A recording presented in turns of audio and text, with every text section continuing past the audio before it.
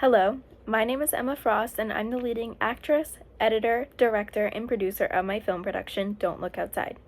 Thank you for coming along with me on this journey, and today I will be taking you even deeper into the production process and explaining my depicted meaning behind my film.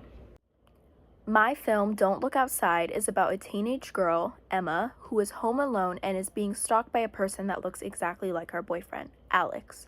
Throughout the 2 minutes, suspense and tension is built up, leaving the watcher questioning what will happen next. Question 1. How does your product use or challenge conventions, and how does it represent groups or issues? My film uses conventions commonly found in most popular thriller productions today, such as low-key and eerie lighting, found in Sinister, a hybrid combination of genre, in this case horror, found in The Conjuring, rising suspense, found in The Exorcist, crime, found in Drive, and a victim being hunted by an antagonist, found in Hush. As far as groups and issues, my goal was to display events that happen in real life every single day, even though my film is completely fictional. Crime, stalking, and homicide are common events that are displayed in thriller movies and are also true events that happen in real life every single day all around the world. I took these different events and put them in almost a supernatural light because in my film, the main character, Emma, is being stalked by someone that looks exactly like her boyfriend, which obviously is not exactly possible. It could be, but the chances are very slim. And in the film, it literally is him. He is the actor. So if the film were to go past the 2 minutes, basically it would have a deeper meaning, like it would be some sort of demon that is haunting people and maybe it goes in a chain reaction, something like that. These events of crime, stalking, and homicide in the supernatural approach that I took leave the watcher questioning how is that possible and why does he look exactly like our boyfriend? Not only does this represent real issues that happen around the world, but it also adds a lot of suspense and mystery to the film, which is yet another convention that is commonly found in thriller and horror productions. Question 2. How does your product engage with audiences, and how would it be distributed as a real media text?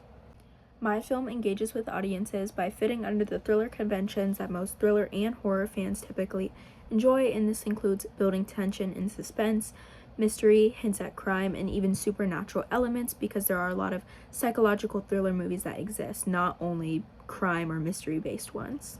To present my film to the public, I would present my film in theaters and later on popular streaming services such as Netflix, Hulu, HBO Max, and Amazon Prime Video. I would first begin the film releasing process by creating an actual trailer to the film, and this would be released on popular social media sites such as Instagram, TikTok, and YouTube. Movie trailers are typically published on these social media sites, meaning that viewers will quickly be attracted to the film and be looking forward to the film, especially thriller and horror film fanatics. The next and final step of the film release process would actually be releasing the film, and I would do this first by contacting the most popular movie theater companies near me, and the most popular ones near me happen to be AMC Theaters and Regal Hollywood Theater. Then a few months later or so, I would publish my film on the streaming platforms that I mentioned earlier, such as Netflix, Hulu, HBO Max, and Amazon Prime Video. Most large budget productions release their films in theaters first because it gains the most amount of gross, and then it would be released on these streaming platforms. Some decide to release them on free platforms such as Tubi or Pluto TV, and other ones decide to release it on subscription or streaming platforms you have to pay money for, such as Amazon Prime Video, Netflix, Hulu, and HBO Max. Question 3. How did your production skills develop throughout this project?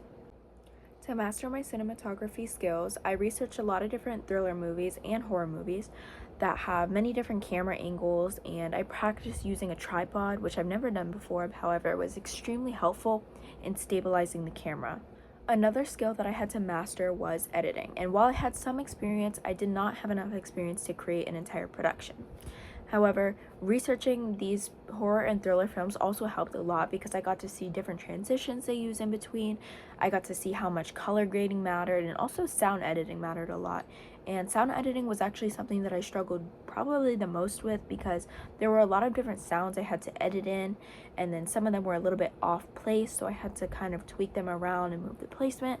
So yeah, it was extremely difficult, but I'm very pleased with the outcome.